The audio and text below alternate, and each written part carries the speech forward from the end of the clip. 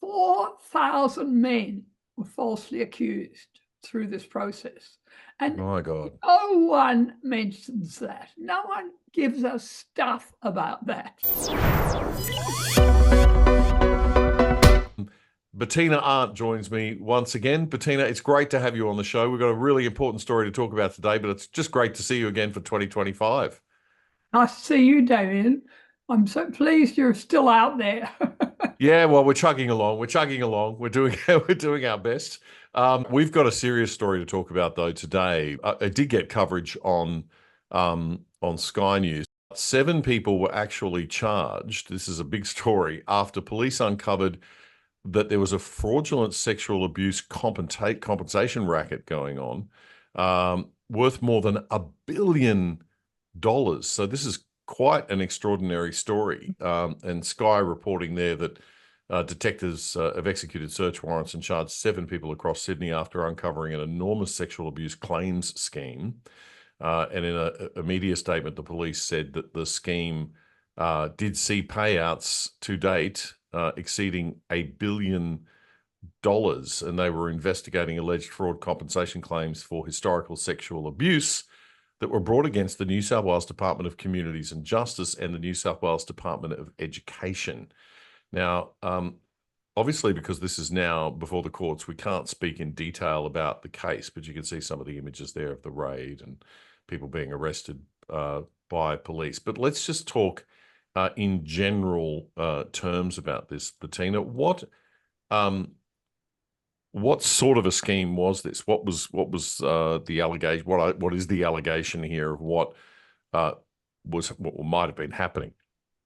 Well, it looks like this claim farming idea is they go out and recruit people from prisons, from ex-prisoners, from schools to apply, make fake claims, claiming to be sexually abused, and then they get a payout.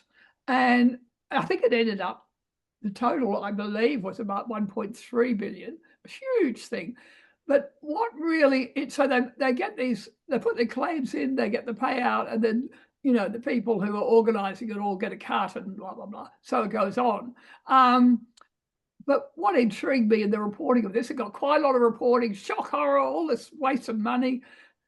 4,000 men were falsely accused through this process. And My God. no one mentions that. No one gives us stuff about that.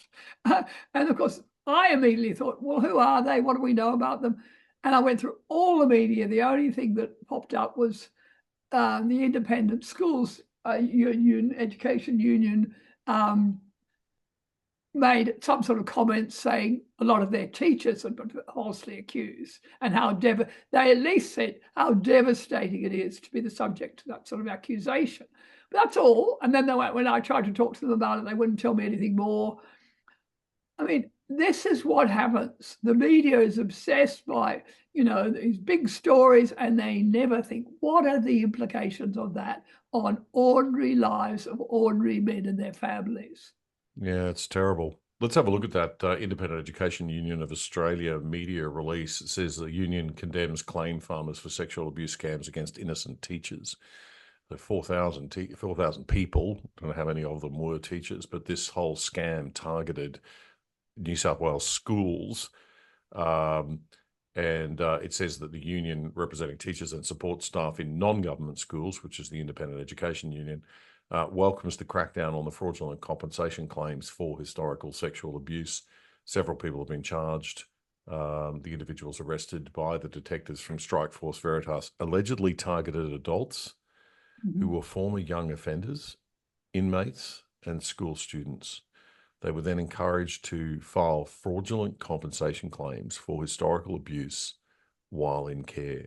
Could you imagine being a teacher and receiving, and this is, you know, obviously it's affected thousands, at least hundreds, if not thousands of teachers, or 4,000 victims, as you say, overall, most of them teachers, getting these false allegations against you after, you know, you might have had an impeccable career of service, you might have been a really good person, and this is just blatant claim farming alleged here.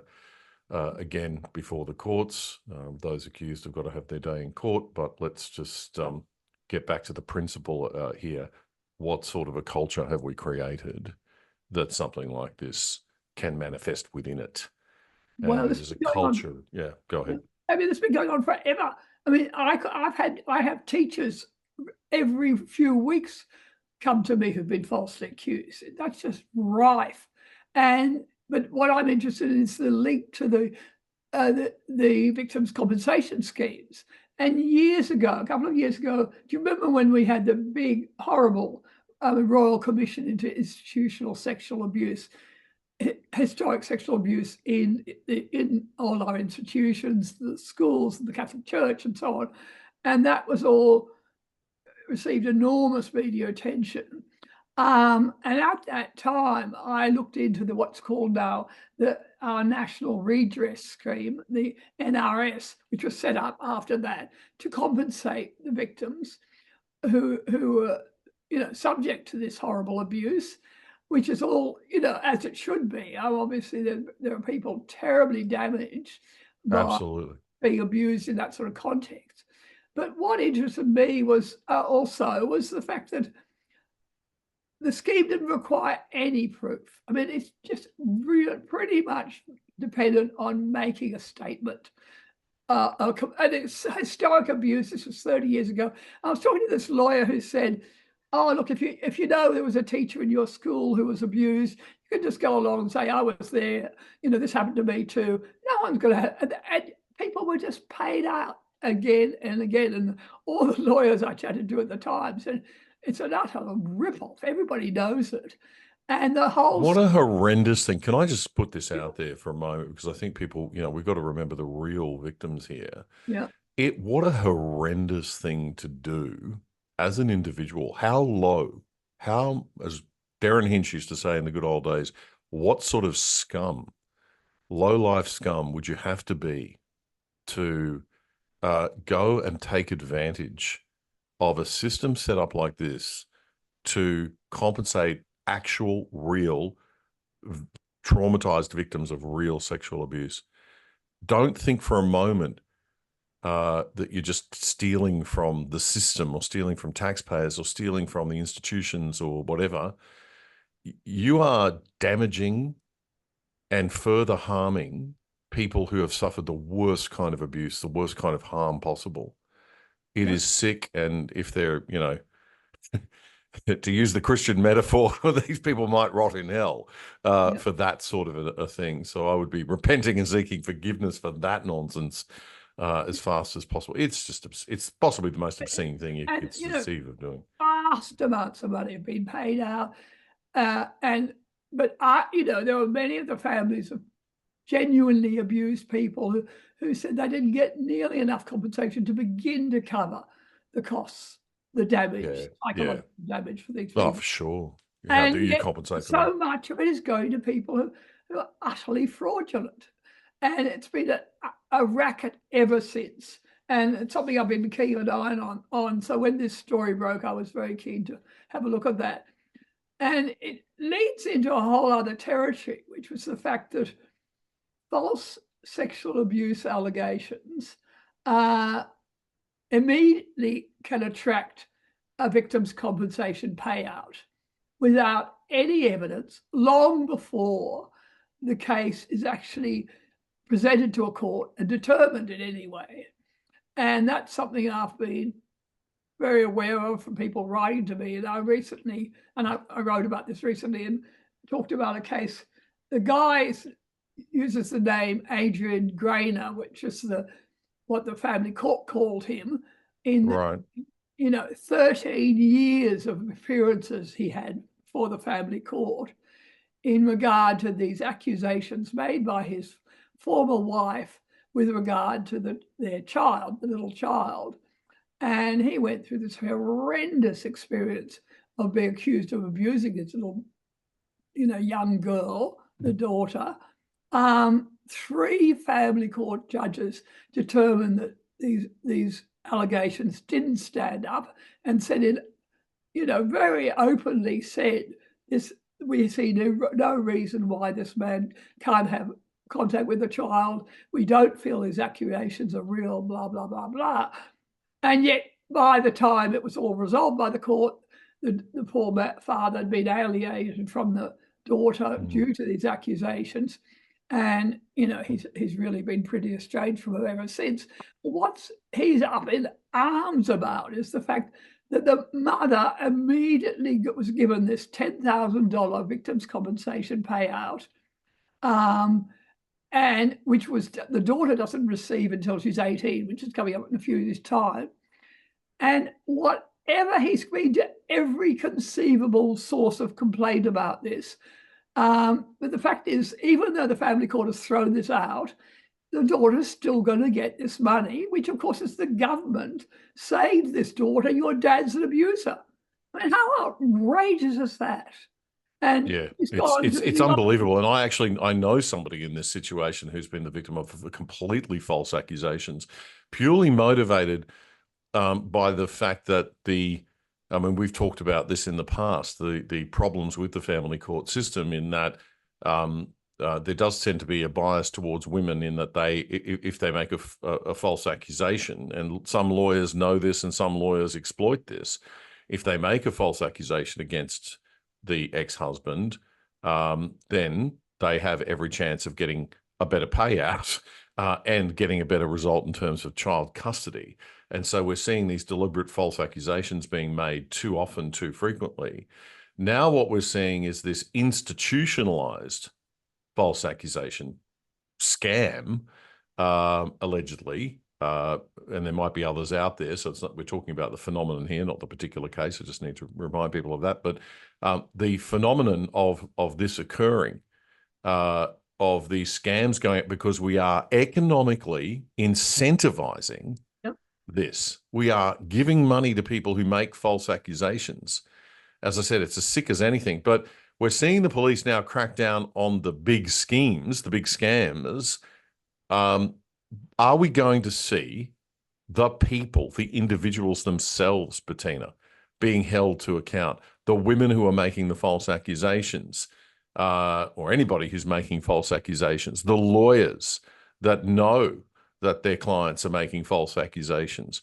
When are we going to see prosecutions of these people? Because this is one, as we've said, this is one of the worst crimes against society you can commit, because you are attacking you're taking goodwill and financing away from and compensation away from the most needy victims in our society, actual victims of sexual abuse. And this is a horrendous crime that I think deserves the most strong penalties. Do you think we'll ever see justice? Well, it's one of my things my little aunt Army's working on. We've got lots of lawyers who come to me saying, what can we do?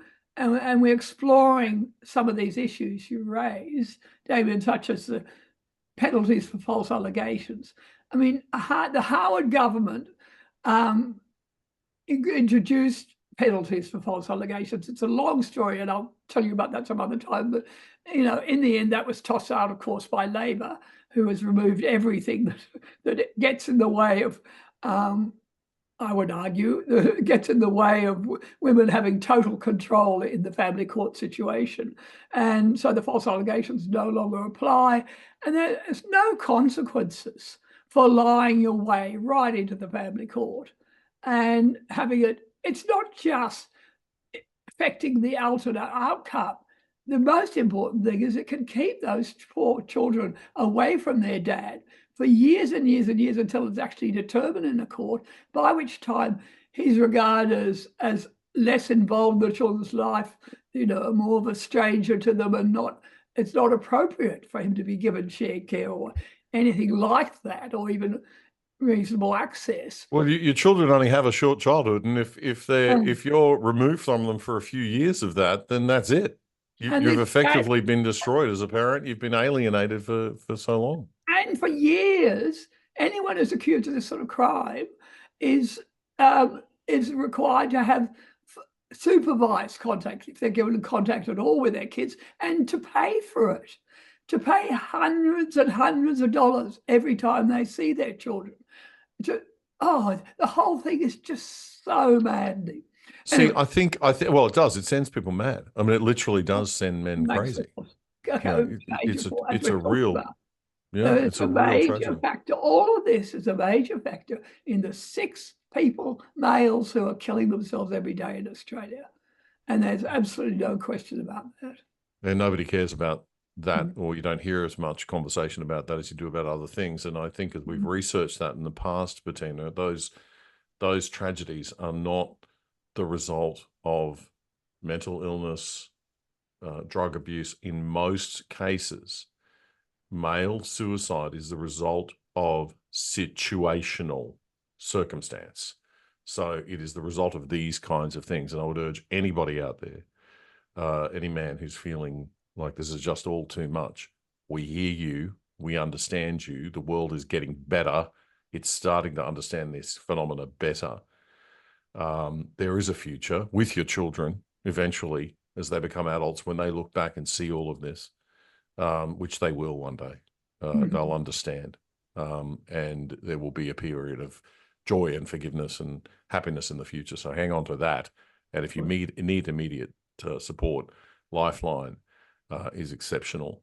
And of course, many other organizations as well out there to help. So do reach out, like Beyond Blue and others. So you're not alone in any of We this. also, on that point, we've been campaigning recently on the suicide policies and the fact that Australian suicide prevention policies don't mention men. I mean, they don't target men as a group at all, which is just outrageous.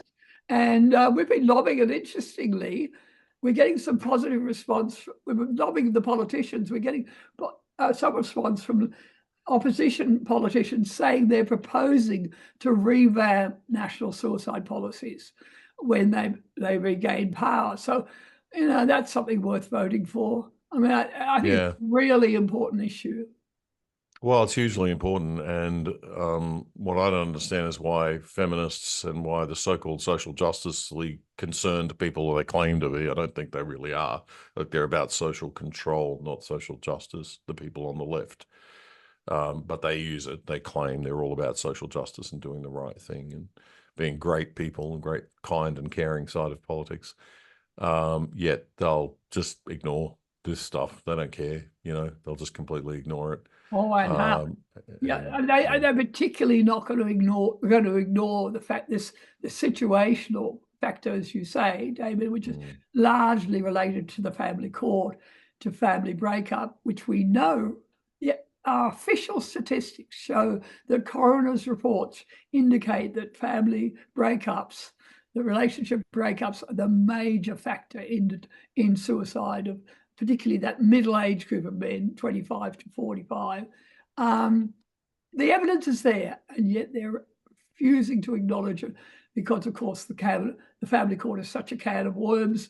And that's what I've been delving into in the last week, David. So I hope I've got this explosive story for you coming up soon. We're going to come back to that in just a moment. We're going to take a quick break, and we will be back with that explosive story and Bettina Arndt on The Other Side Unplugged in just a minute. The Other Side doesn't get more than $1 billion of taxpayers' money to bring you news from a centre-right perspective like the ABC does to bring you news from a left-wing perspective. In fact, we don't get a red cent from the government. We need voluntary donors and supporters like you to keep going and growing. And we hate asking for charity, so we've done a deal with what we think is the world's best VPN, virtual private network service. It'll keep you and your family truly safe without slowing down your internet speeds, and you can watch Netflix or other streaming services using your regular accounts with them as if you're viewing from any country in the world. And you can sign up for less than $3 a month and get a whopping 83% off the normal price. Just go to piavpn.com/otherside to sign up and get more info. That's piavpn.com/otherside. Stay in touch. Check out our independent website at othersidetv.com.au. You can sign up for free there too, or join the exclusive side and help support our show for less than $5 a month.